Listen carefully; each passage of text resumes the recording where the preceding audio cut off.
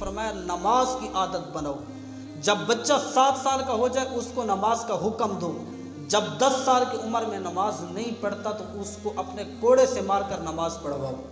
تو اب اولاد کی ہم نے تربیت کرنا ہے اور خود اپنے آپ کو بھی نمازی بنانا ہے، تو تب جا کر ہم دعوے محبت میں سچے ہو سکتے ہیں۔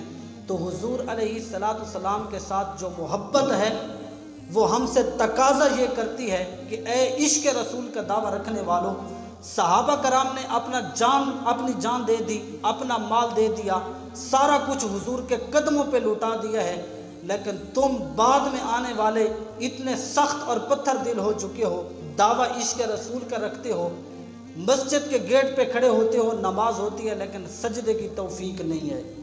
تو اب سوچنا ہوگا کہ ہماری کمزوری کیا ہے، سعادت مندی سے ہمیں محروم کیوں کر دیا گیا ہے۔ ہماری کچھ کمزوریاں ہیں جس کی وجہ سے ہم نااہل ہو چکے ہیں۔ تو ایک دوستو طالب دنیا ہے، ایک طالب آخرت ہے۔ تو جب دنیا کی بندہ طلب میں لگ جاتا ہے، دنیا کی جستجو میں لگ جاتا ہے، تو وہ شخص طالب آخرت کو کھو بیٹھتا ہے۔ تو اس لیے جب انسان طالب آخرت بنتا ہے، اللہ تبارک و تعالی رازق ہے، وہ آسمانوں سے اس کے لیے راستے کھول دیتا ہے۔ تو انسان کو اللہ تبارک و تعالی رزق دیتا ہے، اس کا ذمہ کرم پہ لازم ہے، اللہ تبارک و تعالی پر کوئی چیز لازم نہیں ہے۔ اگر خود اللہ تبارک و تعالی اپنے اوپر کوئی چیز لازم کرے یہ دیگر بات ہے۔ اللہ نے فرمایا وَمَا مِن دَابَّةٍ فِي الْأَرْضِ إِلَّا عَلَى اللَّهِ رِزْقُهَا، جتنی بھی زمین میں چلنے والی چیزیں ہیں ان کا رزق میرے ذمہ کرم پر ہے۔ تو اللہ تبارک و تعالی رازق ہے، اس کی بارگاہ کے اندر کسی چیز کی کمی نہیں ہے، مانگنے میں کمی ہے۔ ہمیں مانگنے کا سلیقہ نہیں آتا، طریقہ نہیں آتا، جس کی وجہ سے ہم ناراض ہو جاتے ہیں اور خود سے نفرت کرنے لگ جاتے ہیں، اور اتنی نفرت کرتے ہیں کہ خودکشی کر لیتے ہیں۔ حالات کا یہ تقاضا ہوتا ہے تو انسان خودکشی کر لیتا ہے۔ تو اس لیے دوستو جو حالات ہیں، مصائب ہیں، دنیا صعوبتوں کا گھر ہے، تو اس کی مشکلات کو جب انسان برداشت کرتا ہے، صبر کرتا ہے، تو حضور علیہ السلام نے فرمایا صبر کا اجر جنت ہے۔ تو جب انسان پہ مصیبت آ جائے تو اس وقت صبر کرنا چاہیے، وہ راستے تلاش کرنے چاہیے جو حضور علیہ السلام نے ہم کو بتائے ہیں۔ ساری چیز قرآن اور حدیث کے اندر موجود ہے، لیکن ہم نے کبھی اس طرف کوشش نہیں کی، ہم نے ڈھونڈنے کی کوشش نہیں کی۔ تو اس لیے دوستو محبت رسول کی میں بات کر رہا تھا، تو محبت رسول کا یہ تقاضا ہے کہ صحابہ کرام رضی اللہ تعالیٰ علیہم اجمعین کی آپ زندگیاں پڑھیں، ساری زندگی انہوں نے حضور کی غلامی کی ہے، اپنی جان کی پرواہ نہیں کی۔ ایک صحابی رسول ہے، اس کو کفار نے اتنا ستایا کہ آپ کو سولی پہ انہوں نے چڑھنے کے لیے کہا، تو آپ نے فرمایا میں عشق رسول میں اس چیز کو قبول کرنے کے لیے تیار ہوں۔ جب کفار نے آپ کو سولی دینے کا ارادہ کیا تو انہوں نے کہا آپ کی کوئی آخری تمنا ہے؟ صحابی رسول نے فرمایا 2 رکعت نماز پڑھنے کی اجازت مل جائے تو یہ میرے لیے سعادت مندی ہوگی۔ کفار نے بات مان لی، وہ صحابی رسول نیچے اترتا ہے اور اللہ کے حضور کھڑے ہو کر 2 رکعت نماز نفل ادا کرتا ہے۔ تو نماز کو انتہائی مختصر کرتے ہیں۔ کفار پوچھتے ہیں کہ آپ نے نماز کو مختصر کیوں کیا؟ آپ نے فرمایا آج جی تو چاہتا تھا کہ سر سجدے میں رکھوں پھر اٹھاؤں نہیں، تو حضور علیہ السلام کے سامنے ہی سر اٹھاؤں گا، لیکن میں نے نماز کو اس لیے مختصر کیا کہ تم کہو گے کہ حضور کے صحابہ بزدل ہیں۔ میں موت سے نہیں ڈر رہا، میں نے نماز کو مختصر کیا ہے تاکہ تم اپنا کام پورا کرو۔ جب صحابی رسول کو سولی پہ لٹکانے کا ارادہ کرتے ہیں، پھر کہتے ہیں دامن مصطفیٰ کو چھوڑ دو، ہم تجھے چھوڑ دیتے ہیں۔ اس نے کہا میں حضور علیہ السلام کی محبت کو نہیں چھوڑ سکتا، میں نے ساری زندگی حضور علیہ السلام کی غلامی کی ہے، اب غداری نہیں کر سکتا، میں سولی پہ چڑھنے کے لیے تیار ہوں لیکن دامن مصطفیٰ نہیں چھوڑ سکتا۔ صحابہ کرام رضی اللہ تعالیٰ علیہم اجمعین کی جو زندگیاں ہیں وہ اتنی خوبصورت ہیں کہ سولی پہ چڑھنے کے لیے تیار ہیں۔ آخری خواہش دیکھو کیا تھی؟ 2 رکعت نماز پڑھنے کی۔ اب موت کے گھاٹ میں ہیں تب بھی نماز کو قضا نہیں کیا۔ حضرت امام حسین کی آپ سیرت دیکھیں، کربلا کے میدان میں آپ نے نماز کو نہیں چھوڑا۔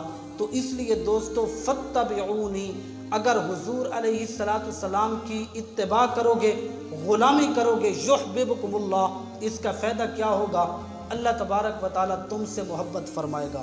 تو اللہ تبارک و تعالیٰ کا اگر محبوب بننا ہے تو پھر جو عشق رسول کا دعویٰ ہے اس کو مضبوط کرنا ہے۔ وہ مضبوط کن چیزوں سے ہوگی؟ عشق رسول کو مضبوط رکھنا ہے تو دامن مصطفیٰ کے ساتھ اپنا تعلق مضبوط کرو۔ جن کاموں کا حضور نے کرنے کا حکم دیا ہے ان کو بجا لاؤ، جن کاموں سے میرے حضور نے منع فرمایا ان کو چھوڑ دو، تو تب جا کر یہ جو دعویٰ غلامی ہے اور محبت کا دعویٰ ہے یہ سچا ہوگا۔ تو اس لیے دوستو حضور علیہ السلام کی آپ کو ایک حدیث سنانے لگا ہوں۔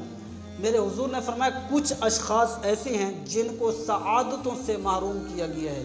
سعادت کا معنی ہوتا ہے نیک بختی، جس کو قرآن نے بھی بیان کیا ہے فَمِنْهُمْ شَقِيٌّ وَسَعِيدٌ، کچھ لوگ نیک بخت ہیں اور کچھ بد بخت ہیں۔ تو کچھ لوگ ایسے ہیں جو سعادت کی لمحات سے محروم کیے گئے ہیں، جو نیک بختی سے ان کا نام تھا اس کو ان فہرست سے خارج کر دیا گیا۔ حضور علیہ السلام نے فرمایا جو آدمی 5 اعمال کو جان بوجھ کر غیر اہم سمجھتے ہوئے ترک کر دیتا ہے، چھوڑ دیتا ہے، اللہ تبارک و تعالیٰ اس شخص کو 5 سعادتوں سے محروم کر دیتا ہے۔ 5 کام انتہائی توجہ آپ کی چاہوں گا، آخری حدیث آپ کو سنانے لگا ہوں۔ حضور علیہ السلام کے ساتھ ہم محبت کرتے ہیں، ہمارا یہ دعویٰ ہے، تو اب اپنے نبی کا فرمان سنو اور کوشش کرو کہ اس پہ عمل بھی کرو، اور جن لوگوں کا عمل ہے تو ان کی بڑی خوش نصیبی ہے۔ حضور علیہ السلام نے ارشاد فرمایا 5 اعمال کو جان بوجھ کر غیر اہم سمجھتے ہوئے جو شخص چھوڑ دیتا ہے اسے 5 سعادتوں سے محروم کر دیا جاتا ہے۔ نمبر 1، حضور نے فرمایا جو شخص دعا کے لیے ہاتھ نہیں اٹھاتا، جو شخص دعا کے لیے ہاتھ نہیں اٹھاتا، اللہ سے مانگتا نہیں ہے، اس کی دعا کی جو قبولیت ہے اس کو اس سے محروم کر دیا جاتا ہے۔ جب مانگتا ہی نہیں ہے، اپنے آپ کو اللہ تبارک و تعالیٰ کی چوکھٹ پہ لاتا ہی نہیں ہے، در رسول پہ جاتا ہی نہیں ہے، تو اس شخص کی جو دعا ہے اس کو قبولیت سے محروم کر دیا جاتا ہے۔ نمبر 2، جو صدقہ نہیں دیتا وہ شفا سے محروم کر دیا جاتا ہے۔ اب ہر بندہ کہتا ہے میں بیمار ہوں، فلاں ڈاکٹر کے پاس گیا تھا، میں نے بڑا علاج کرایا، مجھے صحت نہیں ملی۔ اب حضور کا فرمان سنو، حضور نے فرمایا جو شخص صدقہ نہیں دیتا، اللہ کے راستے میں خیرات نہیں کرتا، اس شخص کو شفا سے محروم کر دیا جاتا ہے۔ نمبر 3، حضور نے فرمایا جو زکوٰۃ ادا نہیں کرتا اس کا مال محفوظ نہیں رہتا۔ اب مال چوری ہو جاتا ہے تو ہم شکوہ کرتے ہیں اس کا مال محفوظ کیوں نہیں ہے، اس وجہ سے اس نے اللہ کا حق ادا نہیں کیا۔ زکوٰۃ مال پر فرض ہے، تو جو زکوٰۃ کا مال ہے وہ انسان اپنے پاس جمع کر کے رکھ لیتا ہے، لیکن اس کے مال کی جو نگہبانی اور حفاظت ہے وہ ختم ہو جاتی ہے۔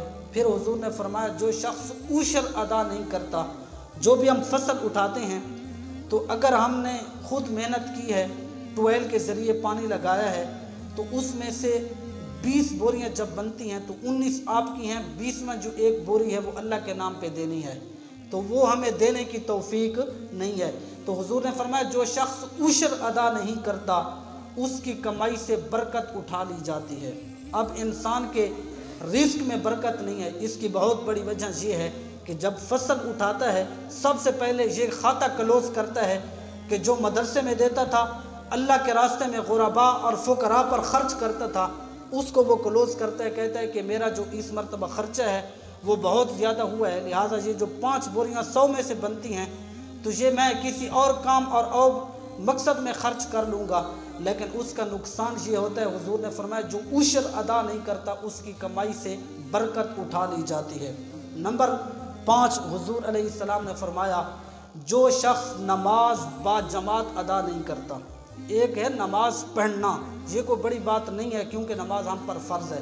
حضور کا فرمان سنیے، حضور علیہ السلام نے فرمایا جو شخص نماز با جماعت ادا نہیں کرتا اس کو موت کے وقت کلمہ شہادت پڑھنے کی توفیق نہیں ہوگی۔